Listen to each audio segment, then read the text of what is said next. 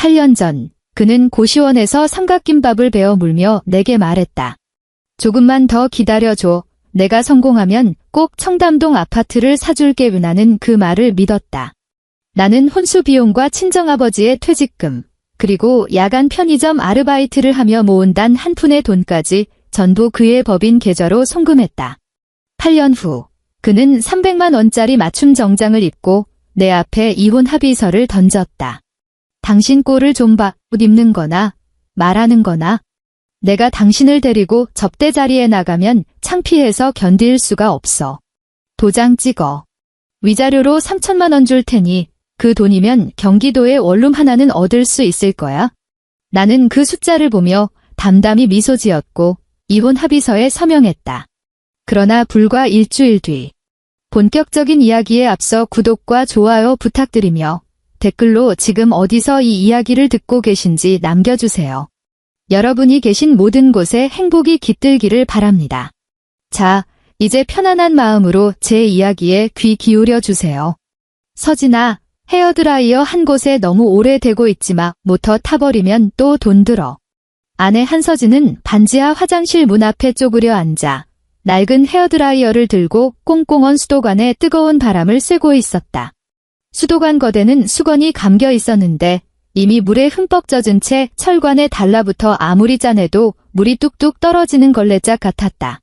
남편 최정호는 접이식 밥상 앞에 앉아 패딩 조끼를 입은 채 발미되는 작은 전기난로를 켜두고 있었다. 그의 앞에는 화살표와 숫자가 빼곡하게 적힌 사업계획서가 펼쳐져 있었다.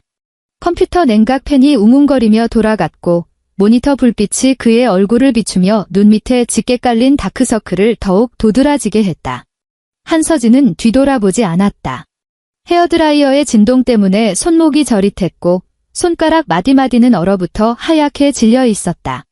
반지하 창문으로는 바깥 도로에 아주 좁은 틈만 보였고 지나가는 행인들의 신발 밑창이 창문 앞을 스칠 때마다 눈 섞인 진흙탕 물이 튀었다.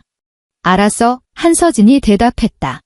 최정호는 볼펜을 입에 물고 다시 고개를 숙여 몇 줄을 더 적어 내려갔다. 그는 글씨를 아주 빠르게 썼다. 마치 그 미래들이 종이 위에 줄을 서서 그가 손을 뻗어 가져가기만을 기다리고 있는 것처럼. 잠시 후 그가 갑자기 펜을 내려놓고 한서진의 뒷모습을 바라보았다.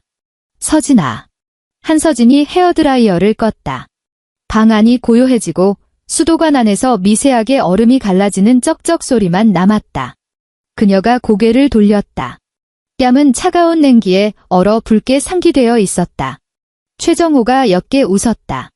그의 눈에는 젊은 남자가 가난의 끝자락에 몰렸을 때 번뜩이는 그런 도끼 어린 광채가 있었다. 1년만 더 버티자. 남편 최정호가 그녀에게 말했다. 내가 꼭 보일러 빵빵하게 돌아가는 집에서 살게 해줄게. 이런 반지하 말고 엘리베이터 타고 올라가는 번듯한 아파트. 앞으로 당신 야간 알바 같은 거 안 해도 되고 여기 쪼그려 앉아서 수도관 녹일 일도 없을 거야. 청담동 입성도 꿈이 아니야. 알지? 한서진은 그의 밥상 위에 놓인 종이를 바라보았다. 그가 동그라미를 치고 또 친 네오캠이라는 영문 알파벳이 눈에 들어왔다. 그때 그녀의 나이는 26살이었다. 그녀의 손톱에는 편의점 퇴근길에 아주 적은 돈을 주고 대충 바른 연분홍색 매니큐어가 칠해져 있었다. 파이프 끝에서 물방울이 맺히더니 그녀의 소매 끝으로 차갑게 툭 떨어졌다. 그녀는 웃으며 고개를 끄덕였다. 기다릴게. 그날 새벽 3시, 그녀는 옷을 갈아입고 편의점 야간 아르바이트를 하러 나갔다. 계산대 옆에 온풍기 바람이 졸음을 쏟아지게 했다. 그녀는 술 취한 손님의 물건 바코드를 찍으면서 앞치마 주머니에 손을 찔러 넣어 하얀 봉투 하나를 만지작거렸다. 그 안에는 120만 원이 들어 있었다. 그녀가 몇 달 동안 점심을 굶고 동료의 대타를 뛰고 발뒤꿈치가 다 해진 양말을 기워 신으며 악착같이 모은 돈이었다. 아침에 반지하 방으로 돌아왔을 때 최정호는 접이식 밥상에 엎드려 잠들어 있었다.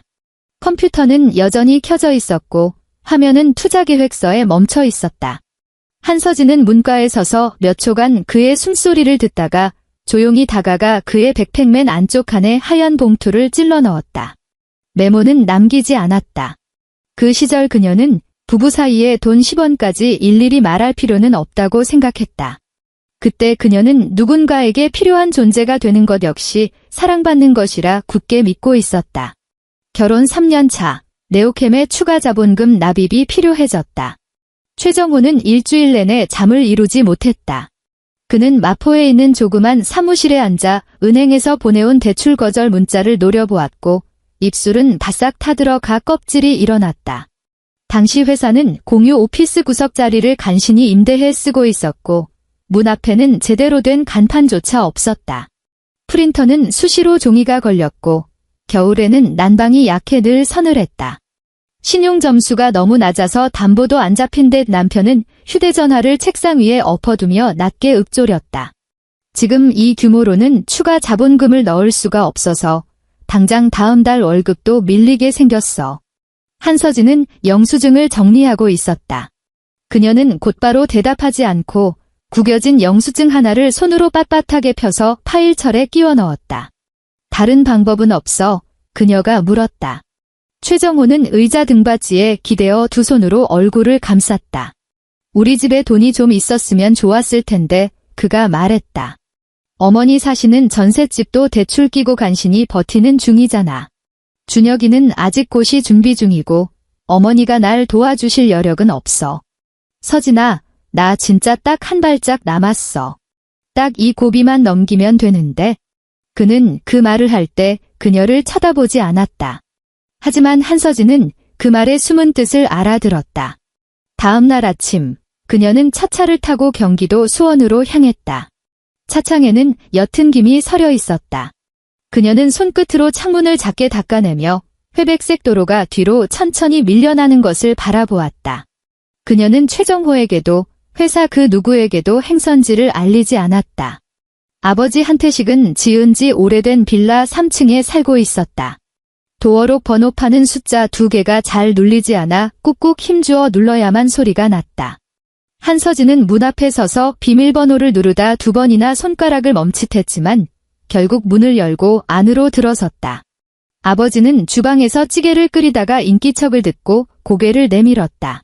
이 시간에 웬일이냐? 정호는? 한서진은 신발을 벗고 현관에 선 채 안으로 들어가지 않았다.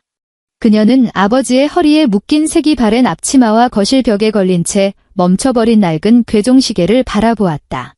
목구멍에 걸린 그 한마디가 좀처럼 나오지 않았다. 아빠, 그녀가 입을 열었다. 돈 좀 빌려주세요. 아버지는 가스불을 줄이고 거실로 걸어 나왔다. 그의 얼굴이 조금씩 굳어졌다. 얼마나? 한서진의 무릎이 바닥에 닿았을 때 장판은 생각보다 훨씬 차가웠다. 그녀는 현관과 거실이 맞닿은 경계선에 무릎을 꿇었다. 목소리는 크지 않았지만 글자 하나하나는 선명하게 울렸다. 전부 다요. 아버지는 당장 그녀에게 호통을 치지 않았다. 아버지는 그저 그 자리에 서서 고개를 숙인 채 그녀를 내려다보았다. 그의 손에는 여전히 국자가 들려 있었다. 국자 끝에서 찌개 국물 한 방울이 툭 떨어져 장판 위로 붉게 번져나갔다. 한서진 아버지가 그녀의 이름을 온전히 불렀다. 너 지금 내가 무슨 말 하는지 알고나 하는 소리냐? 한서진은 고개를 끄덕였다. 그녀의 손은 무릎 위에 가지런히 놓여 있었고 찬바람을 맞은 손등은 붉게 터 있었다. 정호 씨 회사, 지금 이 고비 못 넘기면 안 돼요. 자본금만 채워 넣으면 대출도 나오고 투자도 받을 수 있어요. 제가 확실하게 서류 다 쓰고 허튼 짓 못하게 할게요. 아버지가 짧게 헛웃음을 쳤다. 우뚱기는 전혀 없었다. 너 여기 오기 전에 이미 혼자 다 결정하고 온 거 아니냐? 한서진은 고개를 숙였다. 아버지는 창가로 걸어가 한참을 서 있었다. 창밖 아래에서는 택배기사가 소리치는 소리가 들렸고 엘리베이터 문이 열리고 닫히는 소리가 이어졌다. 주방의 찌개는 계속해서 보글보글 끓으며 수증기가 냄비 뚜껑을 들썩이게 했다.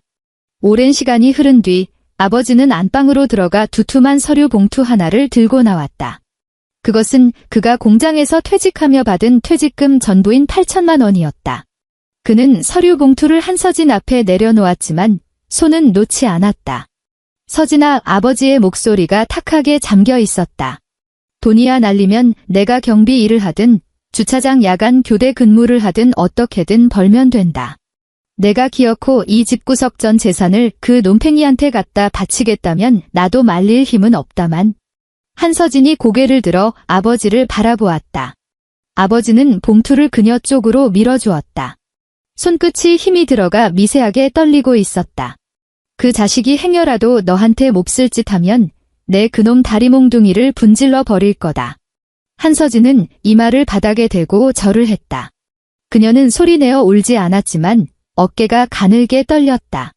아버지는 고개를 돌려 주방으로 돌아가 끓어넘치는 찌개 불을 껐다. 그 후 그 돈은 네오캠의 법인 계좌로 들어갔다.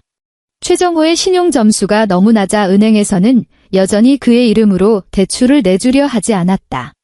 결국 한서진이 자신의 이름으로 회사의 법인 대표로 등록하고 자신의 신용으로 연대보증을 섰다. 그날 등기소 밖에서 초조하게 서성거리던 최정호는 서류를 받아 들고는 한서진을 꽉 껴안으며 그녀의 귓가에 끊임없이 고맙다고 속삭였다. 딱 한 번뿐이야, 남편이 말했다. 회사만 안정되면 바로 법인 대표 내 이름으로 돌려놓을게. 당신은 그냥 마음 편히 사모님 소리 들으면서 살아. 한서진은 그의 들뜬 목소리를 들으며 손을 뻗어 그의 등을 토닥였다. 일단 회사부터 살려요. 그때 그녀는 이 말이 어떤 의미를 가질지 미처 알지 못했다. 아주 오랜 시간이 지난 뒤에야 그녀는 깨달았다. 어떤 자리는 한 번 앉게 되면 남이 비켜주는 것을 잊어버리는 게 아니라 애초부터 그 자리에 누가 앉아 있는지 아무도 진심으로 신경 쓰지 않는다는 것을. 5년 차에서 7년 차로 접어들며 네오캠은 기적처럼 살아남았다. 사무실은 공유 오피스에서 독립된 층으로 옮겨갔고 입구에는 세련된 간판이 걸렸으며 회의실 유리벽은 먼지 하나 없이 반짝거렸다. 최정호는 사람들에게 최 대표라 불리기 시작했고 고객이 방문하면 안내 데스크 직원이 회의실로 커피를 내왔으며 투자자들은 먼저 그에게 손을 내밀어 악수를 청했다. 한서진 역시 회사에 출근했다. 그녀는 정식으로 월급을 받지 않았다. 최정호는 회사의 현금 흐름이 아직 빠듯하니 부부끼리는 그런 거 따지지 말자고 했다. 그녀는 낮에는 총무일을 하며 전화를 받고 회의실을 예약하고 세무 자료를 정리하고 은행 업무를 보러 다녔다. 그리고 밤에 퇴근하면 다시 저녁상을 차려야 했다. 동업자들은 회의를 핑계로 자주 집으로 몰려왔다. 마포구의 28평짜리 낡은 아파트는 거실에 접이식 밥상을 펼치면 발 디딜 틈 없이 좁았다. 남자들은 양말 바람으로 바닥에 앉았고 재떨이는 순식간에 꽁초로 가득 찼으며 배달 음식 용기와 맥주 캔이 거실 테이블 주변을 점령했다. 최정호는 밖에서 얘기하는 건 눈치가 보인다며 집이 편하다고 늘 말했다. 서진 형수님, 오늘 찌개 진짜 기가 막히네요. 한 동업자가 빈 그릇을 내밀며 넉살 좋게 웃었다. 국물 좀 더 주실 수 있죠? 한서진은 그릇을 받아 들고 주방으로 가 국을 펐다. 싱크대에는 설거지거리가 산더미처럼 쌓여 있었다. 차가운 물에 불어터진 손가락은 마디마다 갈라져 있었고 주방 세제가 닿을 때마다 쓰라려 바늘로 찌르는 것 같았다. 그녀는 물에 퉁퉁 불어 가장자리가 들떠버린 손등의 반창고를 무심하게 내려다보았다. 거실에서는 최정호의 목소리가 쩌렁쩌렁하게 울렸다. 이번에 투자금 들어오면 우리 당장 사무실부터 옮깁시다. 강남 한복판쯤은 돼야 폼이 나지.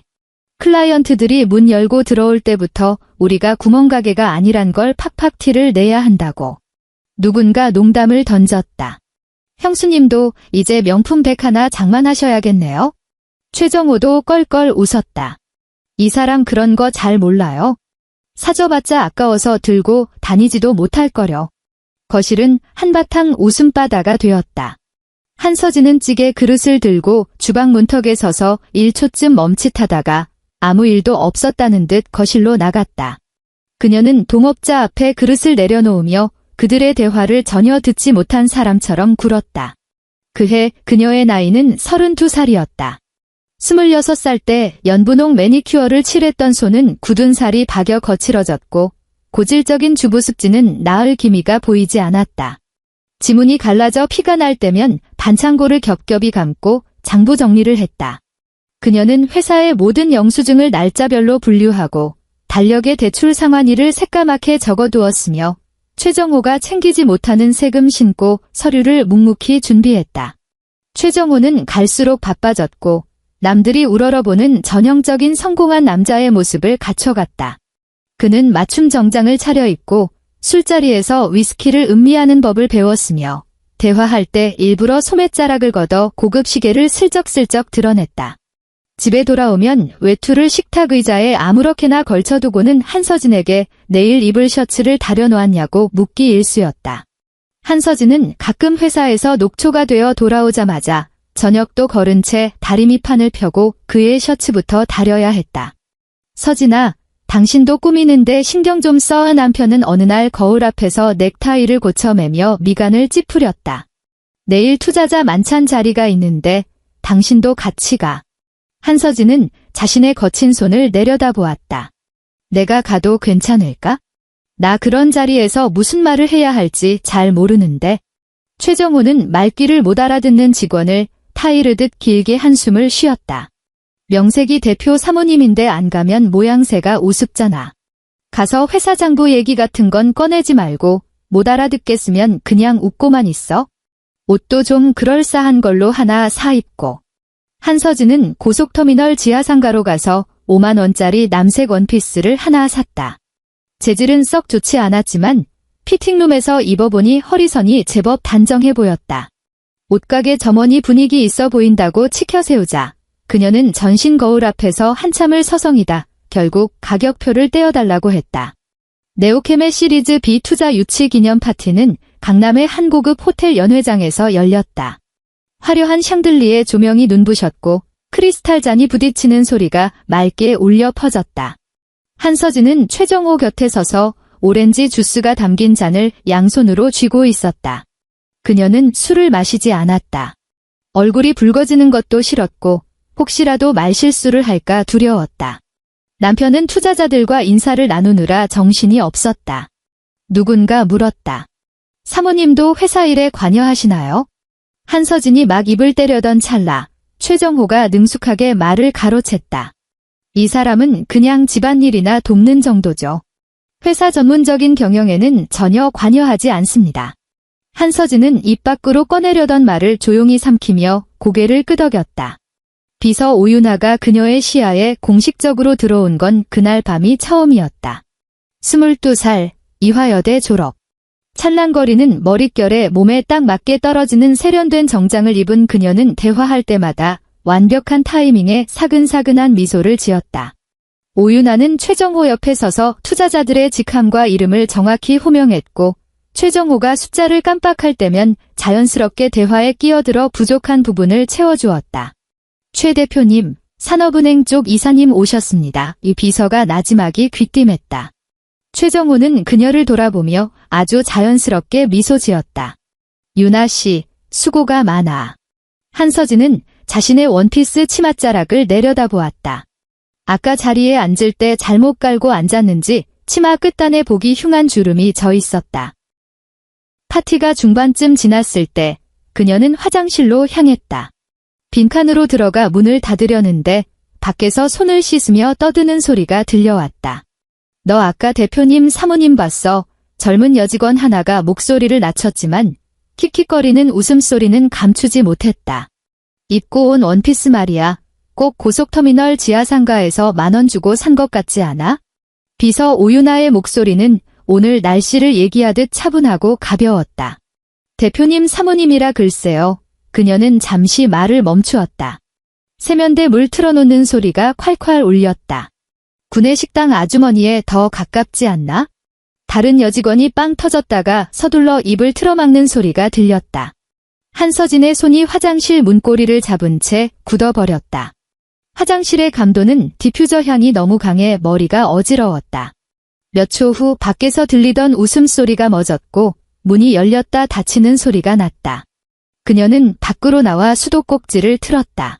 거울 속 여자의 얼굴은 창백했고 몸에 맞지 않는 헐렁한 원피스를 입고 있었으며 입술은 핏기 하나 없이 메말라 있었다. 그녀가 손을 씻자 밴드가 떨어져 나간 손가락 틈새로 물이 스며들어 바늘로 찌르는 듯한 통증이 밀려왔다. 화장실을 나설 때 그녀는 복도 모퉁이에 서 있는 최정호를 발견했다. 남편은 휴대전화를 든 채 멍하니 서 있었다. 방금 화장실에서 여직원들이 나눈 대화를 들은 게 분명했다. 한서진은 그를 바라보며 그가 무슨 말이라도 해주기를 기다렸다. 마음에 두지 말라는 짧은 한마디라도 좋았고 그게 아니라면 적어도 미안함의 미간이라도 한번 찌푸려주기를 바랐다. 하지만 최정호는 휴대전화를 주머니에 쑤셔 넣으며 자신의 셔츠 소매를 툭툭 털어 정리할 뿐이었다. 왜 이렇게 오래 걸렸어? 남편이 재촉했다. 빨리 와. 투자사 이사님이 가족 인사 좀 하자잖아. 한서진은 그를 물끄러미 바라보다가 천천히 고개를 끄덕였다. 알았어. 그 순간 복도 끝 연회장에서 우레와 같은 박수 소리가 터져나왔다. 대형 스크린에 네오캠의 로고가 화려하게 띄워져 있었고 최정호의 이름 세 글자가 눈부신 조명 아래 선명하게 빛났다. 한서진은 그의 뒤를 따라 걸으며 문득 예전 반지하 방에 얼어붙은 수도관을 떠올렸다. 그때도 그는 그녀 등 뒤에 서서 길년만 더 버티자고 말했다. 그녀는 참 오랜 세월을 버텨왔다. 축하 파티가 끝난 다음 주부터 최정호는 외박을 밥 먹듯이 하기 시작했다. 처음에는 접대 때문이라고 핑계를 댔다. 하지만 나중에는 그 알량한 변명조차 귀찮아했다. 한서진이 밤 11시에 전화를 걸면 신호음만 가다 음성사서함으로 넘어갔다. 새벽 1시, 그녀는 식은 찌개를 다시 데웠다가 불을 껐다. 새벽 2시, 마침내 엘리베이터가 도착하는 소리가 들렸고 현관으로 나간 그녀는 남편이 도어록 비밀번호를 띡띡 누르는 소리를 들었다. 술 마셨어? 한서진이 물었다. 최정호는 구두를 벗으려다 동작을 멈칫했다. 당신 왜 안 자고 있어? 기다렸지? 남편은 재킷을 벗어 식탁 의자에 아무렇게나 던져두었다. 셔츠 깃에서는 낯선 여자 향수 냄새가 훅 끼쳤다. 그는 그녀의 시선을 피하며 곧장 욕실로 향했다. 앞으로 기다리지 마으 피곤해. 욕실 문이 닫히고 샤워기 물소리가 들렸다.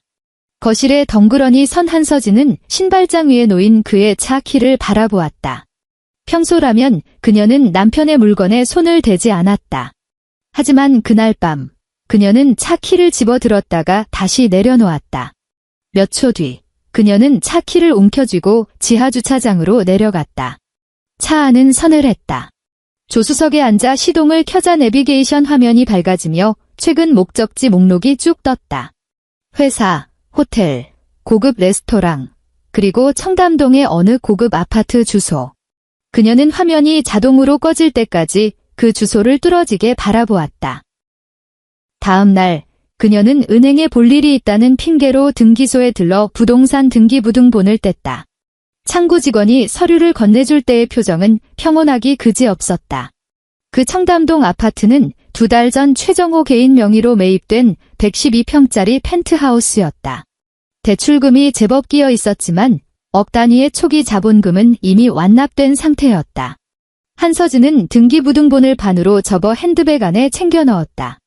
현재 살고 있는 마포구 낡은 아파트는 28평이었다. 월세에서 전세로 전환할 때 집주인과 사정사정해서 간신히 구한 집이었고 보증금의 절반 이상은 그녀가 결혼 전 모은 돈이었으며 나머지는 은행 대출이었다. 매달 날아오는 관리비 명세서를 볼 때마다 한숨이 나왔지만 그녀는 단 한 번도 불평한 적이 없었다. 그녀는 모든 돈은 마땅히 회사에 먼저 투자되어야 하며 성공하기 전까지는 허리띠를 졸라매는 것이 아내의 도리라고 믿어 의심치 않았다. 등기소를 빠져나온 그녀는 횡단보도 앞에 멍하니 섰다. 한낮의 바람이 그녀의 이마에 맺힌 잔머리를 흐트렸고 시내버스 한 대가 그녀 앞에 섰다가 문을 열고 다시 닫은 뒤 출발했다. 그녀는 버스에 타지 않은 채 가방에서 그 서류를 꺼내 다시 한번 눈으로 훑었다.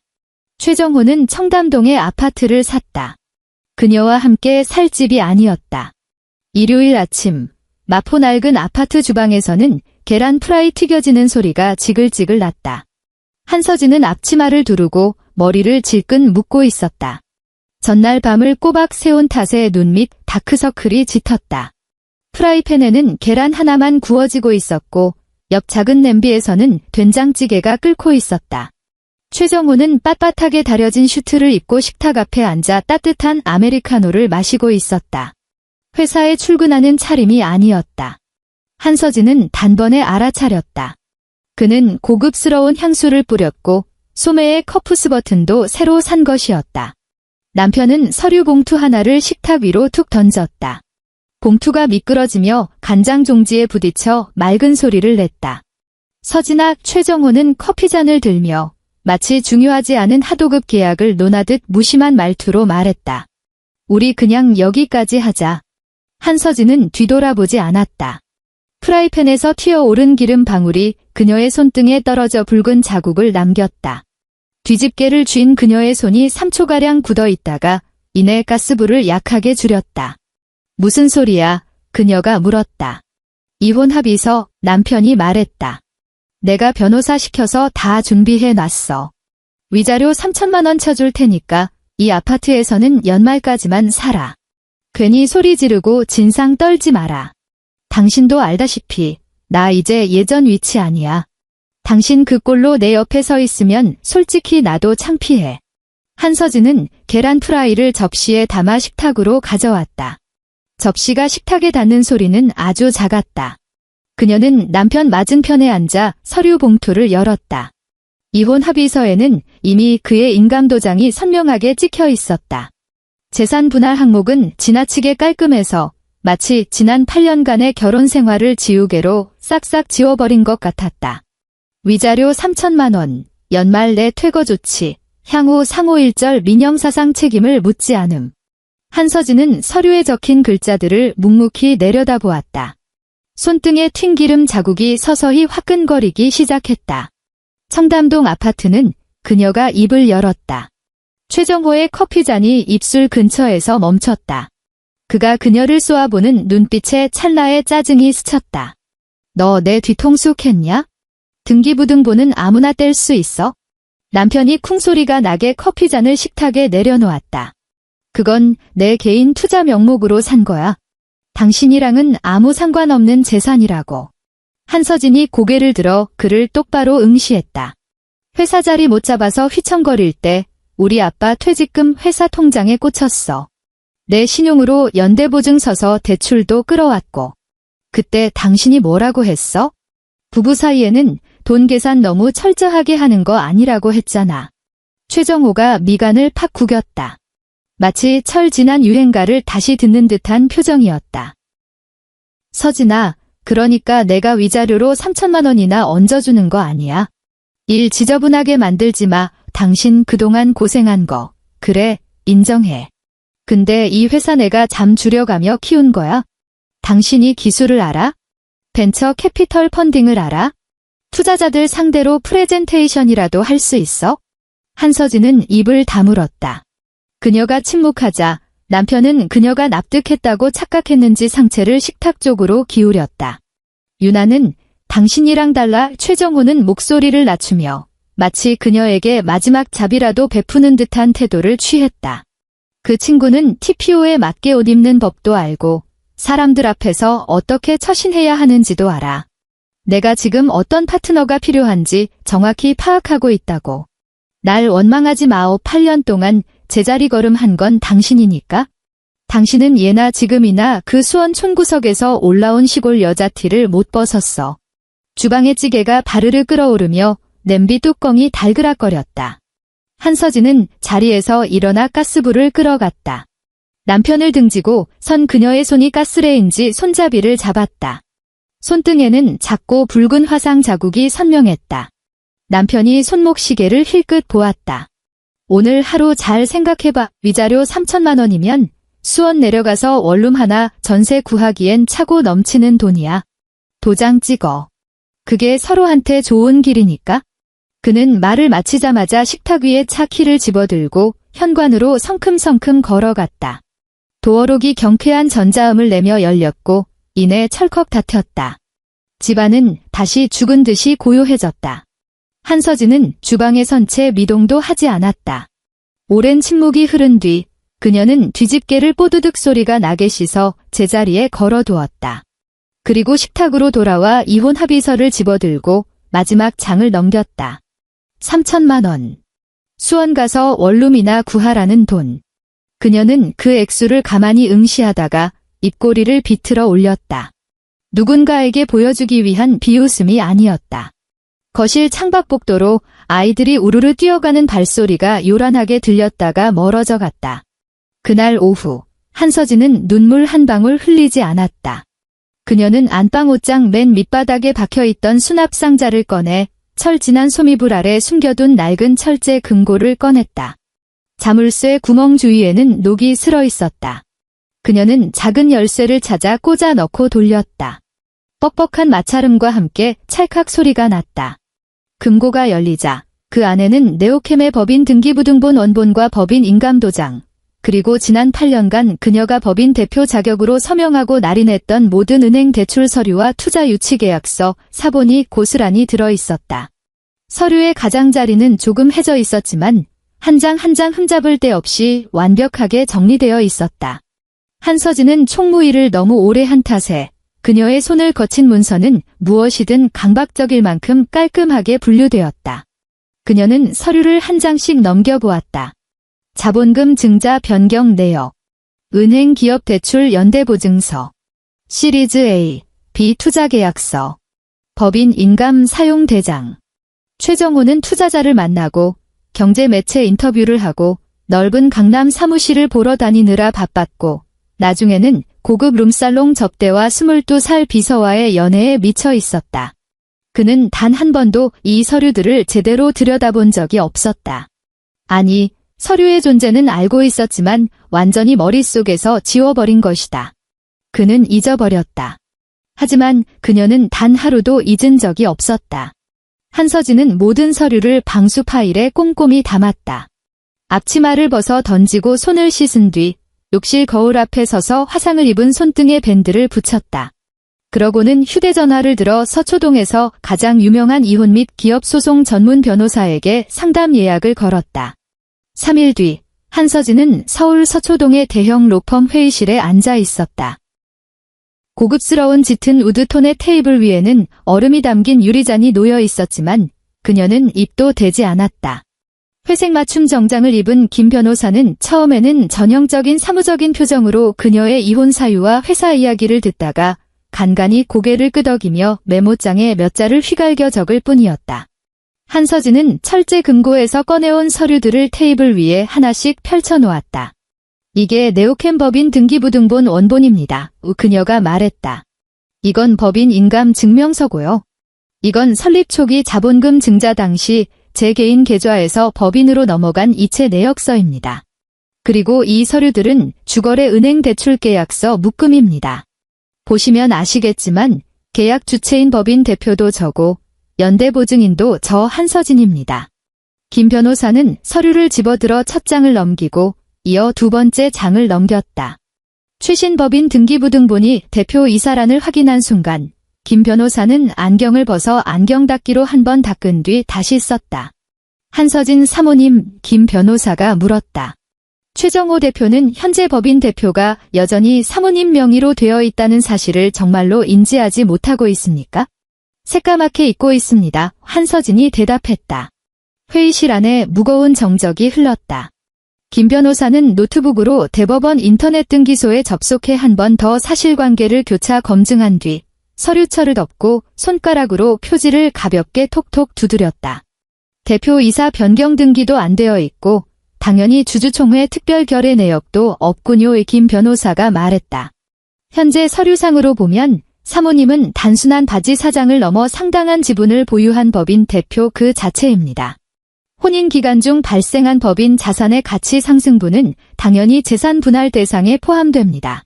아버님께서 주신 8천만 원 역시 특정 목적의 차입금이나 투자금 성격을 입증하면 우선 반환 청구가 가능합니다. 한서진은 매우 주의 깊게 경청했다. 그녀의 얼굴에는 일말의 놀라움도 없었다. 마치 오래전 누락된 장부를 뒤늦게 대조하는 회계사 같았다.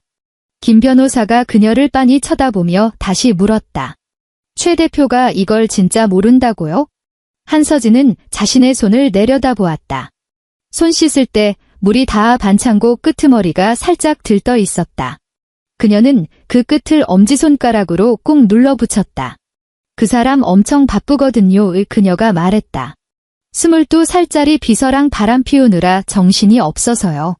김 변호사의 입꼬리가 미세하게 실룩였다. 대놓고 웃지는 않았지만 명백한 조소였다. 이내 그는 서류를 자신의 쪽으로 끌어당기며 또렷한 목소리로 말했다. 사모님, 법적으로 이 회사는 최정호 씨 개인의 소유가 아닙니다. 사모님께서 지금 하셔야 할 일은 남편에게 콩고물이라도 좀 떼어달라고 매달리는 게 아니라 본래 사모님 목이었던 정당한 권리를 행사하는 겁니다. 한서진이 고개를 들었다. 제가 어떻게 움직이면 됩니까? 김 변호사가 새로운 빈 메모장을 열었다. 첫째, 남편과 사적인 감정 싸움은 절대 하지 마십시오. 둘째, 이 원본 서류들은 절대 남편 손에 들어가면 안 됩니다. 셋째, 이혼 합의서에 도장을 찍겠다고 안심시킨 뒤 우리는 그 이면에 재산 분할 가압류, 법인 자산 동결, 그리고 경영권 방어 조치를 동시다발적으로 진행할 겁니다. 속도전입니다. 하지만 모든 과정은 법적인 기록으로 남겨야 합니다. 한서진이 고개를 끄덕였다. 합의서에는 도장을 찍겠습니다. 김 변호사가 그녀를 응시했다. 확실하십니까? 그 합의서 자체는 사모님께 절대적으로 불리합니다만. 한서진은 최정호가 던져주고 간 이혼 합의서를 가방에서 꺼내 테이블 위에 올려놓았다. 그 인간이 원하는 게 이거니까요. 그녀가 말했다. 자기가 이겼다고 철석같이 믿게 만들어야죠. 나흘 뒤 한서진은 최정호를 마포구의 한저가 프랜차이즈 카페로 불러냈다. 그녀는 일부러 강남을 피했다. 카페는 차가 쌩쌩 달리는 도로변에 있었고 테이블은 다닥다닥 붙어 있었으며 옆자리에는 커다란 헤드셋을 낀 취업 준비생들이 토익책을 펴놓고 있었다.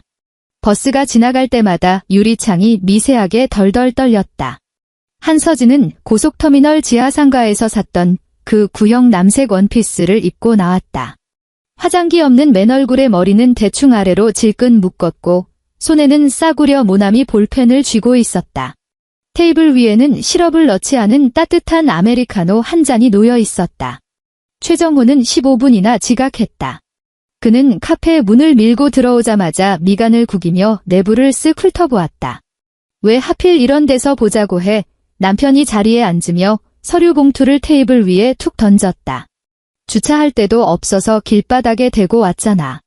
한서진은 대답하지 않았다. 최정호는 그녀의 촌스러운 옷차림을 위아래로 훑어보더니 이제는 구제할 방법도 없다는 듯 깊은 한숨을 쉬었다. 생각은 다 정리됐어? 응, 한서진이 말했다. 남편은 10년 묵은 체증이 내려간 듯 크게 안도하며 등받이에 몸을 기댔다. 잘 생각했어.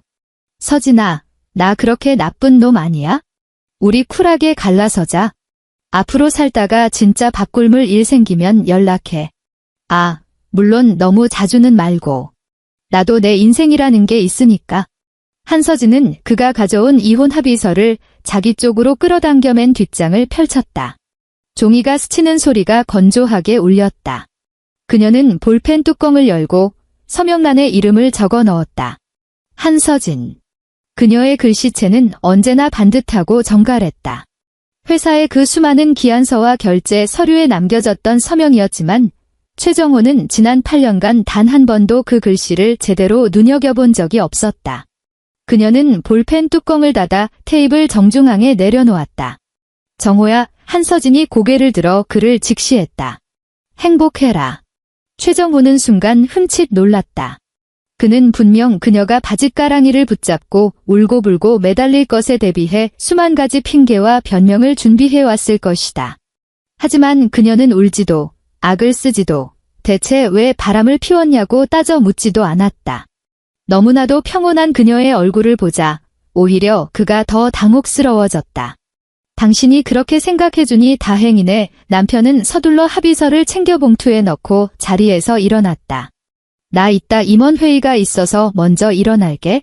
커피값은 당신이 좀 계산해. 그는 마치 도망치듯 쫓기며 카페를 빠져나갔고 문에 달린 종이 짤랑하고 울렸다. 한서진은 자리에 가만히 앉아 그가 횡단보도를 건너 불법 주차해둔 외제차에 올라타는 뒷모습을 지켜보았다. 알바생이 빈 컵을 치우러 왔을 때에야 그녀는 영수증을 챙겨 카운터로 가 계산을 마쳤다. 같은 시각 김 변호사팀은 관할 법원에 3건의 서류를 접수했다. 첫 번째는 법인 대표 명의로 신청한 회사 자산에 대한 가압류 및 처분 금지 가처분이었다. 경영진의 비정상적인 자금 유출 정황을 근거로 법인 계좌를 동결시키는 조치였다. 두 번째는 이혼에 따른 재산 분할 청구 소송이었다. 8년간의 혼인 기간 중 네오캠의 기업 가치 상승분에 대한 정당한 지분율을 요구하고 아버지의 퇴직금 8천만 원의 채무 성격을 규명하여 즉각 반환을 청구하는 내용이었다. 세 번째는 법인 대표 자격으로 발송하는 김씨 주주총회 소집 통지서였다. 안건은 단 하나, 현 최고 경영자 최정호의 대표 이사직 해임 및 전문 경영인 체제 도입건이었다. 이 서류들이 드라마처럼 당장 오늘 모든 것을 뒤집어 엎지는 않을 것이다. 법원의 인용 심사가 필요하고 벤처 캐피털 측의 사실 확인이 필요하며 은행의 유예 기간도 거쳐야 한다. 하지만 최정호가 드디어 골칫덩어리를 떼어냈다는 달콤한 착각에 빠져 콧노래를 부르는 사이 한서진은 이미 그를 압박할 모든 올가미를 체스판 위에 세팅해둔 상태였다. 5일째 아침, 한서진은 단기 임대한 오피스텔 원룸에 앉아 노트북을 켰다. 그녀는 이미 마포 낡은 아파트에서 짐을 빼서 나온 뒤였다. 이삿짐 센터 직원들이 왔을 때 그녀는 오로지 자신의 옷가지와 개인 서류, 그리고 아버지가 시집 올 때 사주셨던 낡은 밥그릇 하나만 챙겼다. 최정호의 비싼 맞춤 정장, 명품 넥타이, 트로피 따위는 집안에 그대로 방치해 두었다. 현관 비밀번호는 퇴거 확인 전 이미 다른 번호로 변경했고 관리사무소에도 이사 사실을 통보해 두었다. 김 변호사 측 비서가 발송할 공문 최종본을 이메일로 보내왔다. 한서진은 토시 하나 틀리지 않고 꼼꼼히 검토한 뒤 법인 대표 서명란에 전자서명을 첨부했다. 공문은 네오캠의 모든 주거래 은행 여신 부서로 발송되었다. 명부는 내부 감사 결과 법인 자산의 횡령 및 배임이 의심되어 사실관계가 소명될 때까지 신규 여신 승인 및 한도 대출 실행을 전면 중단해 달라는 것이었다. 참조인으로는 네오캠의 최대 주주이자 시리즈 B 투자를 주도했던 한국산업은행 벤처투자실 책임자들의 이메일이 줄줄이 걸려 있었다. 발송 버튼을 누른 후 한서진은 노트북을 바로 덮지 않았다. 그녀는 작은 좌식 책상에 앉아 화면 우측 하단의 시계를 응시했다. 9시 18분. 최정호는 아마 지금쯤 청담동 펜트하우스에서 막 눈을 떴을 것이다. 청담동 아파트의 주방에는 한강 뷰가 파노라마처럼 펼쳐져 있었고 이탈리아제 대리석 아일랜드 식탁 위에서는 최고급 에스프레소 머신이 웅웅거리며 커피를 내리고 있었다. 6일째 아침, 남편 최정호는 실크 가운을 걸치고 식탁에 앉아 호텔식 조식을 즐기고 있었다. 비서 오윤아는 최정호의 박시한 흰 셔츠만 걸친 채 맞은편에 앉아 포크로 샐러드를 뒤적거렸다. 그녀는 어젯밤 자신의 오피스텔로 돌아가지 않았다. 완벽하게 클렌징을 마친 그녀의 민낯은 젊은 여자 특유의 싱그러움과 나른함을 머금고 있었다. 이혼 서류 처리는 잘 된 거죠? 비서가 물었다. 최정호는 거만하게 웃으며 커피잔을 입술로 가져갔다. 다 찍었어. 찍소리도 못하던데? 솔직히 바짓가랑이 잡고 늘어질 줄 알았거든. 비서도 따라 웃었다. 대표님이 너무 마음이 약하셔서 그래요? 위자료 3천만 원이면 그 여자한텐 과분하죠. 최정호가 고개를 끄덕였다. 그는 주변 사람들이 자신을 띄워주는 것을 즐겼고 스스로를 피도 눈물도 없는 냉혈한이 아니라 정리할 땐 확실하게 챙겨주는 대인배로 포장하는 것을 좋아했다. 그가 한마디 더 거들려던 찰나 테이블 위에 놓인 휴대전화가 미친 듯이 진동하기 시작했다. 재무이사였다. 그는 느긋한 태도로 전화를 받았다. 무슨 일이야? 수학이 넘어 재무이사의 목소리는 숨이 넘어갈 듯 다급했고 배경음으로는 직원들이 웅성거리는 소리가 섞여 들어왔다. 대표님. 우리 회사 주거래 은행법인 계좌가 전부 가압류 걸렸습니다. 은행들마다 지금 난리 나서 전화 오고 신규 대출 기한 올린 거 올 스톱됐다고 통보받았습니다. 아까 법원에서 송달장 날아왔고 사는 쪽 벤처 투자실에서도 당장 해명 자료 들고 들어오라고 난리입니다. 최정호의 허리가 꼿꼿하게 펴졌다. 너 지금 무슨 개소리야? 그리고 재무이사가 마른 침을 꿀꺽 삼켰다. 임시 주주총회 소집 통지서도 방금 내용 증명으로 떨어졌습니다. 법인 대표 명의로 발송됐고요. 제1호 안건이 대표님 최고 경영자 해임 및 직무 집행 정지 건입니다. 최정호의 손가락이 휴대전화를 부술듯이 꽉 쥐어졌다. 법인 대표, 그의 목소리가 지하실 바닥처럼 착 가라앉았다. 우리 회사 법인 대표가 누군데? 수화기 너머에서 1초간 끔찍한 정적이 흘렀다. 재무이사는 설마 대표가 그것도 모르고 있냐는 듯 어처구니 없다는 반응이었다. 등기부등본상 한서진 사모님으로 되어 있습니다만 최정호는 아무 말도 하지 못했다. 주방의 에스프레소 머신이 작동을 멈추고 마지막 커피 한 방울이 잔으로 톡 떨어졌다. 비서 오윤아가 고개를 들어 그를 쳐다보았고 그녀의 입가에 맴돌던 미소가 서서히 굳어졌다. 최정호의 눈동자가 사시나무 떨리듯 흔들렸다. 칠흑 같은 어둠 속에 처박아 두었던 과거의 기억들이 퍼즐처럼 꿰맞춰졌다. 수원의 그 허름한 빌라에서 아버지가 던져주던 8천만 원, 등기소 앞에서 법인 인감을 쥐고 있던 한서진의 거칠어진 손, 은행 대출 서류마다 정갈하게 적혀있던 그녀의 서명, 그리고 그 모든 권리를 담은 법인 인감도장이 줄곧 그녀의 안방 금고에 처박혀 있었다는 사실까지. 한서진 그가 짐승처럼 앓는 소리를 냈다. 손에 들고 있던 젓가락이 대리석 바닥으로 쨍그랑 떨어지며 날카로운 소리를 냈다. 비서가 자리에서 벌떡 일어났다. 대표님, 무슨 일 생겼어요? 최정호는 의자를 거칠게 뒤로 밀어젖혔다. 의자 다리가 대리석 바닥을 긁으며 소름 끼치는 마찰음을 냈다. 그는 외투도 걸치지 않은 채 차 키만 움켜쥐고 현관으로 미친 듯이 달려나갔다. 이 미친년이 남편이 이빨을 빠득빠득 깔며 중얼거렸다. 감히 나한테 이딴 짓을 해. 그는 스포츠카를 몰아 마포 낡은 아파트로 쳐들어갔다. 엘리베이터가 올라가는 내내 닫힘 버튼을 부서져라 연타했다. 복도 끝 자신의 집에 도착한 그는 다급하게 도어록 비밀번호를 눌렀다. 삐빅, 띡, 비밀번호 오류음이 울렸다. 그가 다시 꾹꾹 눌러쳤다. 또다시 오류음이 울렸다. 최정호의 얼굴이 사색이 되었다. 그는 주먹으로 현관문을 쾅쾅 내리치기 시작했다. 한서진.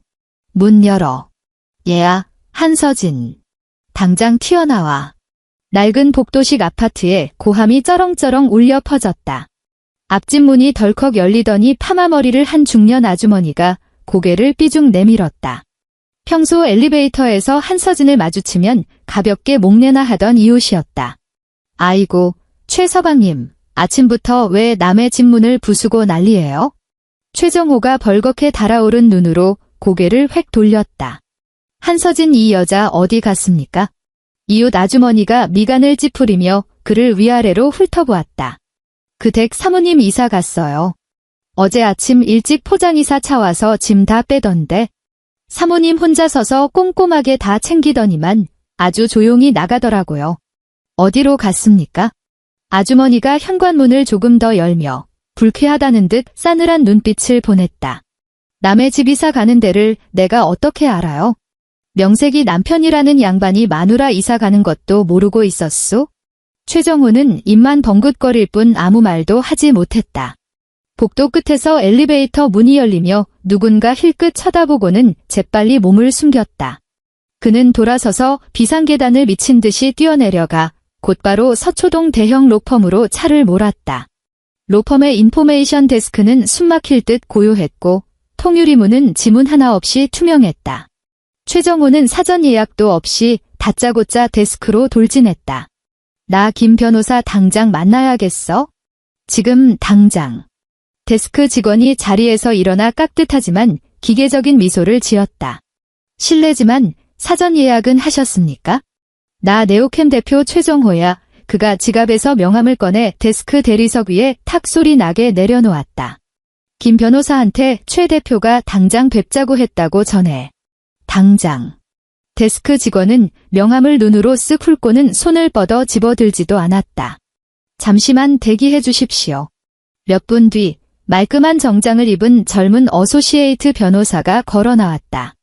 어리지만 눈빛은 뱀처럼 차가웠다.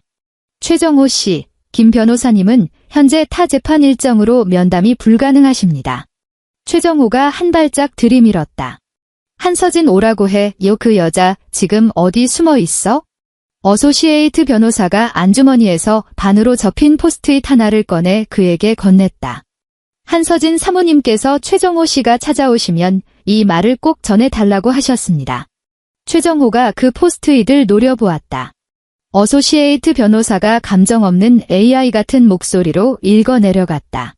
위자료 3천만 원이면 수원 내려가서 원룸 하나 전세 구하기엔 차고 넘칠 거야. 로펌 로비 한 구석에서 프린터기가 징하고 서류 한 장을 뱉어냈다. 아주 작은 소리였지만 최정호의 얼굴은 터질 듯이 시뻘겋게 달아올랐다.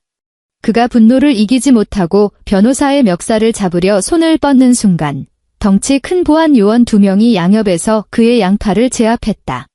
업무방해로 경찰 부르기 전에 나가시죠. 보안 요원이 낮게 경고했다. 최정호는 그 자리에 못 박힌 듯 서서 거친 숨을 몰아쉬었다. 그는 난생 처음 깨달았다. 자신이 돈으로 열 수 없는 문이 존재하고 호통쳐서 불러낼 수 없는 사람이 있으며 자신이 내뱉는 말을 아무도 귀담아 듣지 않는다는 사실을. 7일째, 네오캠 임시 주주총회가 여의도 금융가의 한 고급 로펌 대회의실에서 열렸다.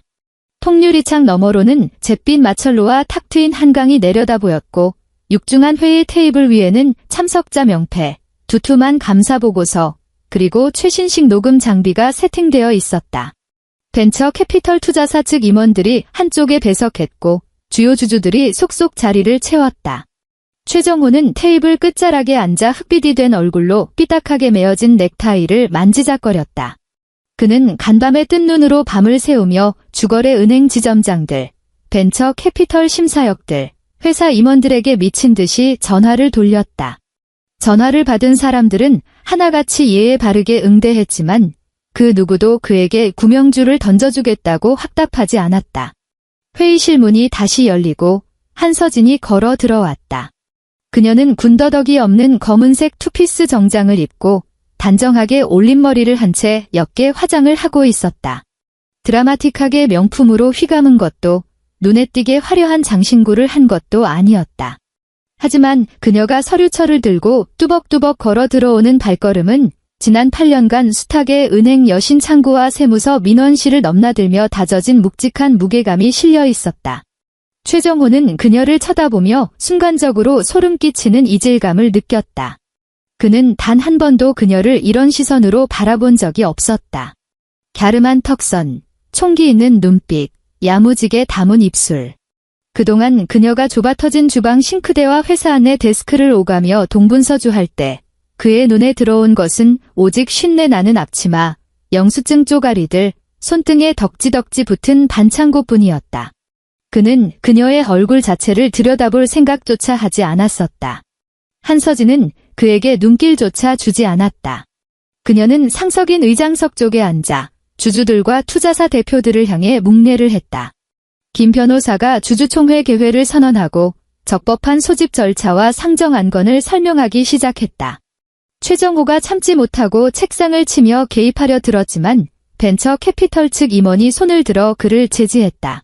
최정호 씨의 투자사 대표가 감사 보고서에 특정 페이지를 짚으며 서늘하게 말했다. 지금은 정관에 따라 안건을 발의하는 순서입니다. 본인의 소명은 추후 의견 진술 시간에 하십시오. 최정호의 두 주먹이 부들부들 떨렸다. 이 회사 내가 피땀 흘려 세운 겁니다. 핵심 기술도 내 머리에서 나왔고 초기 멤버 세팅도 다 내가 한 거라고요. 한서진 저 여자는 회사 경영의 경자도 모르는 그냥 내 마누라일 뿐입니다. 회의실 안에 그 누구도 그의 말에 동조하지 않았다. 한서진은 침착하게 서류철을 펴고 준비해온 자료를 테이블 중앙으로 밀어주었다. 그녀의 목소리는 높낮이가 없었지만 소름 끼치도록 또렷했다. 회사 설립 직후 첫 번째 자본금 증자 당시 제 친정아버지 한태식님의 공장 퇴직금 8천만 원이 법인 계좌로 납입되었습니다. 여기 은행 송금 내역서 원본이 있습니다. 주거래 은행 기업 대출은 제 명의의 신용을 담보로 법인 대표 자격으로 서명했습니다. 여기 대출 약정서 사본이 있습니다. 지난 8년간 회사의 세무, 회계, 법무 행정, 그리고 모든 투자 유치 계약서의 원본 대조필 사본은 제가 직접 보관해 왔습니다. 여기 리스트가 있습니다. 그녀가 천천히 고개를 들어 투자사 대표들의 눈을 하나하나 맞추었다. 저는 기술적인 가치 평가는 할 줄 모릅니다. 그래서 오늘 주주총회에서 기술 개발을 전담할 연구 조직은 그대로 유지하되 회사의 재무 건전성 확보와 정상적인 경영을 위해 외부 전문 CEO 영입을 제안하는 바입니다. 아울러 현 경영진에 대한 강도 높은 내부 회계 감사를 실시해야 합니다. 최정호 씨의 CEO 직무 집행을 정지시키는 것은 회사의 존립과 주주 여러분의 소중한 투자금을 보호하기 위한 불가피하고도 정당한 조치입니다. 최정호가 미친 듯이 핏대를 세우며 그녀를 향해 소리쳤다. 고호. 얘야, 한서진. 너 지금 멀쩡한 회사 다 말아먹고 있는 거야. 알아? 한서진은 여전히 테이블 위에 서류만 내려다볼 뿐 그에게는 시선 한 자락 주지 않았다. 주거래 은행 계좌가 가압류된 이유는 명백한 법인 자금 유용 혐의 때문입니다. 청담동 펜트하우스 매입 시 발생한 초기 억 단위 자금의 출처, 그리고 특정 컨설팅 업체 명의로 매달 수백만 원씩 빠져나간 용역비 내역에 대해 회계법인 감사가 투입될 예정입니다. 비서 오윤아는 당연히 이 자리에 없었다. 하지만 그녀의 이름 세 글자가 입 밖으로 나오지 않았을 뿐 회의실 안의 모든 사람들은 그 컨설팅 용역비가 누구 주머니로 흘러 들어갔는지 이미 간파한 눈치였다. 최정호의 얼굴은 백지장처럼 질렸고 테이블을 짚고 있던 손가락은 하얗게 탈색되어 갔다. 투자사 임원들은 한서진이 제출한 자료를 훑어보며 자기들끼리 귓속말을 주고받았다. 회의는 최정호가 예상했던 것보다 훨씬 더 기계적이고 냉혹하게 진행되었다. 그가 벤처 바닥에서 얼마나 뼈 빠지게 고생했는지, 그가 경제 잡지 표지를 어떻게 장식했는지 따위를 기억해주는 사람은 아무도 없었다. 자본의 논리는 냉정하다. 벤처 캐피털은 숫자가 비는 것을 혐오하고 자신이 회사의 주인이 아님을 망각한 멍청한 바지 사장을 가장 경멸한다. 표결이 시작되었을 때 회의실 안에는 종이 넘기는 소리와 만년필촉이 서명란을 긁는 소리만 건조하게 울려 퍼졌다. 결의안은 참석주주 압도적 찬성으로 가결되었다. 최정호 대표이사 해임이건 즉각 효력 발생. 차기 전문 CEO 선임 전까지 비상경영체제 도입, 그리고 내부 특정 감사 동시 착수. 김 변호사가 담담한 어조로 결과를 낭독할 때 최정호는 혼이 빠진 사람처럼 의자에 덩그러니 앉아 있었다. 그 순간 그는 더 이상 스포트라이트를 받으며 마이크를 쥐던 성공한 벤처 사업가 최 대표가 아니었다. 그저 차가운 서류 뭉치와 인감도장들에 의해 철저하게 도륙난 빈털터리 중년 남자일 뿐이었다. 회의가 끝난 후 한서진은 서류철을 갈무리하고 미련 없이 자리에서 일어났다. 최정호가 지하주차장까지 미친 듯이 쫓아내려왔다. 지하주차장의 형광등 불빛은 차가웠고 타이어가 우레탄 바닥을 긁는 소리가 기둥 사이를 맴돌았다. 한서진이 출구 쪽으로 걸어가는데 뒤에서 뛰어온 남편이 그녀의 팔뚝을 억센 악력으로 낚아챘다. 서진아, 그의 목소리에는 난생 처음 비굴한 애원이 섞여 있었지만 이내 본성을 숨기지 못하고 분노로 일그러졌다. 이 회사 나 혼자 뼈 갈아 넣어서 만든 거야? 내가 어떻게 나한테 이딴 식으로 엿을 먹여? 한서진은 자신의 팔뚝을 틀어진 그의 핏발선 손을 가만히 내려다보았다. 그 손은 지난 8년간 단 한 번도 무거운 쌀가루 한 포대를 거들어준 적이 없었다. 공유 오피스에서 사무실을 이전할 때 그는 뒷짐지고 서서 담배를 피우며 전화통화만 했고 그녀는 혼자 복사 용지 박스를 서너 번씩 낑낑대며 날랐다. 집에 동업자들을 끌어들여 새벽까지 양주를 깔 때 그는 거실 한가운데 앉아 세상을 다 가진 듯 떠벌렸고 그녀는 쭈그려 앉아 기름때 낀 접시를 닦았다. 그녀의 갈라진 손가락에 반창고가 덕지덕지 붙어 있을 때 그는 오로지 자기 셔츠 깃이 빳빳하게 다려졌는지만 물었다. 한서진이 고개를 천천히 들었다. 최정호, 그녀가 8년 만에 처음으로 남편의 이름 석자를 똑바로 불렀다. 이 회사법인 대표, 사업자 등록증 나온 첫날부터 나였어. 초기 자본금, 우리 아빠 피 같은 퇴직금이었고, 공장 돌아가는 대출금. 다 내 신용으로 연대보증 끊어준 거야? 내가 이 회사를 내 손으로 다 세웠다고? 그럼 한번 대답해봐. 도대체 내 어느 손으로 세웠는데? 최정호의 안면 근육이 딱딱하게 굳어버렸다.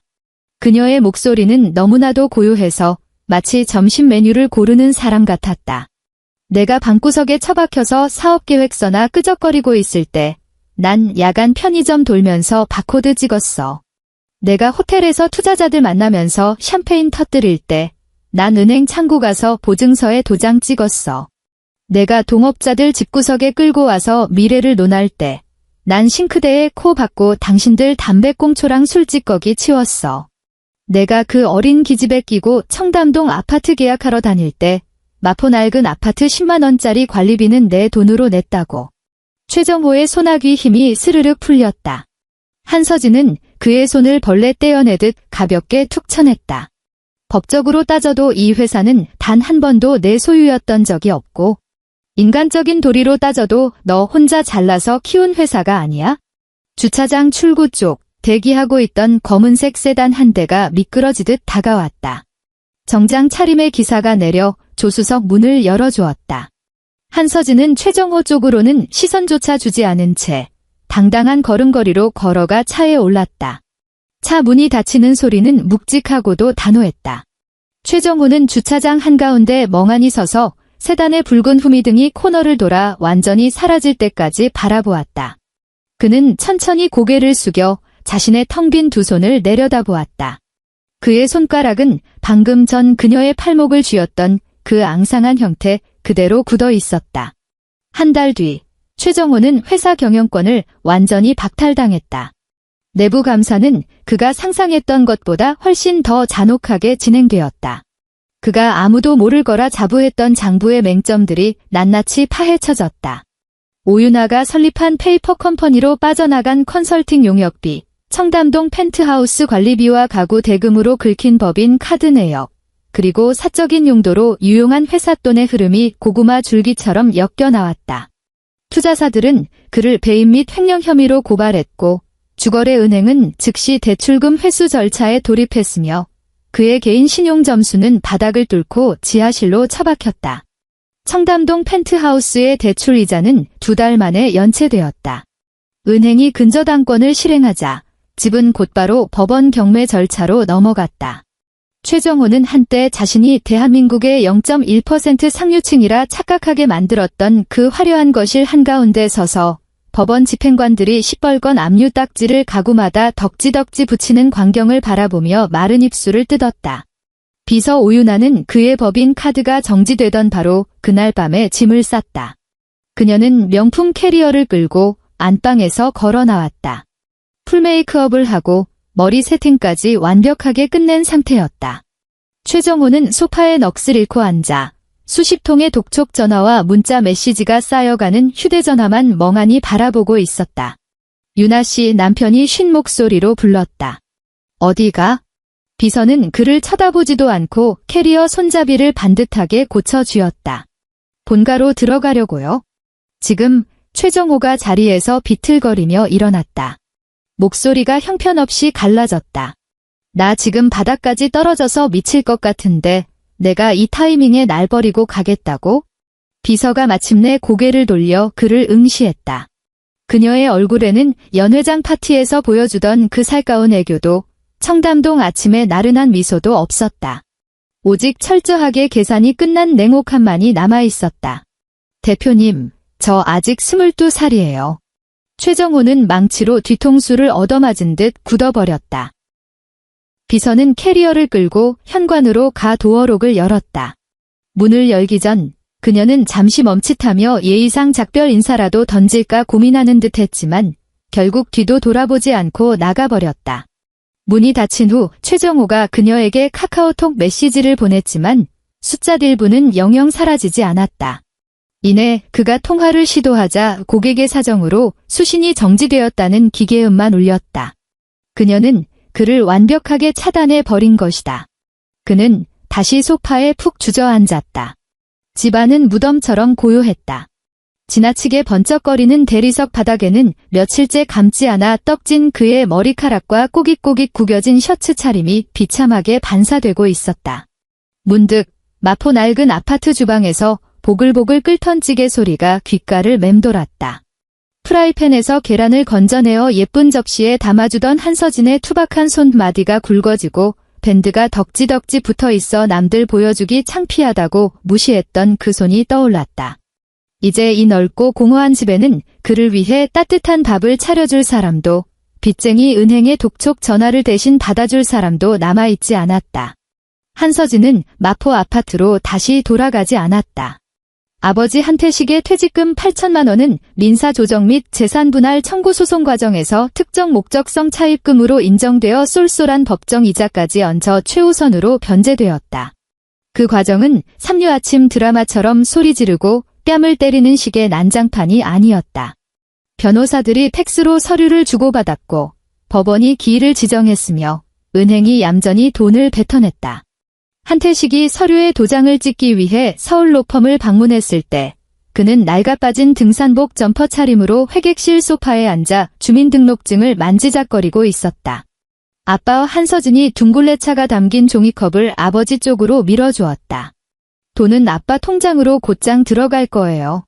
아버지가 그녀를 힐끗 쳐다보았다. 너는 어쩔 거냐? 한서진은 서류철을 정리하며 시선을 아래로 두었다. 저도 제 몫은 확실하게 챙겨야죠. 아버지는 더 이상 캐묻지 않았다. 그는 종이컵을 들어 차를 한 모금 마셨다. 물이 꽤 뜨거웠는지 미간을 찌푸리면서도 컵을 내려놓지 않았다. 얼마 후 한서진은 네오캠의 일상적인 경영권은 헤드헌팅으로 영입한 전문 CEO에게 전면 위임하고 자신은 이사회 의장이자 대주주의 지위만 유지하기로 했다. 그녀는 더 이상 전화통을 붙잡고 은행 대출을 연장해달라고 굽신거릴 필요도 새벽 2시에 술 취한 남편의 해장국을 끓일 필요도 없어졌다. 첫 분기 주주 배당금이 그녀의 세계인 계좌로 묵직하게 꽂히던 날, 그녀는 제주도에서 전원주택 매물을 보러 다니고 있었다. 대궐 같은 호화별장은 아니었지만 거실 통창으로 푸른 바다가 한눈에 들어오는 아담하고 예쁜 집이었다. 테라스 문을 열자 짭조름한 갯내음을 품은 바닷바람이 훅 끼쳐왔다. 옆에서 공인중개사가 월평균 관리비와 남향 채광의 장점을 침이 마르게 설명했고 한서진은 메모장까지 꺼내 들고 꼼꼼하게 적었다. 그녀는 상하수도 배관 상태, 겨울철 결로 및 습기 문제, 디지털 도어록 AS 이력까지 깐깐하게 캐물었다. 중개사는 조금 당황한 기색이 역력했지만 이내 사람 좋은 웃음을 지으며 사모님 진짜 꼼꼼하시네요 라고 치켜세웠다. 한서진도 픽 웃음을 터뜨렸다. 내 남은 평생 살 집인데 당연히 대충 고르면 안 되죠. 잔금을 치르고 입주하던 날 그녀의 이삿짐은 단출했다. 캐리어 하나에 담긴 옷가지 몇 벌, 중요한 계약서가 담긴 방수 파일, 그리고 아버지가 사주셨던 낡은 사기 밥그릇 하나가 전부였다. 그녀는 주방 상부장 문을 열고 가장 손이 잘 닿는 황금 위치에 그 밥그릇을 고이 올려두었다. 찬장 문을 닫았다가 다시 열어 한 번 더 확인했다.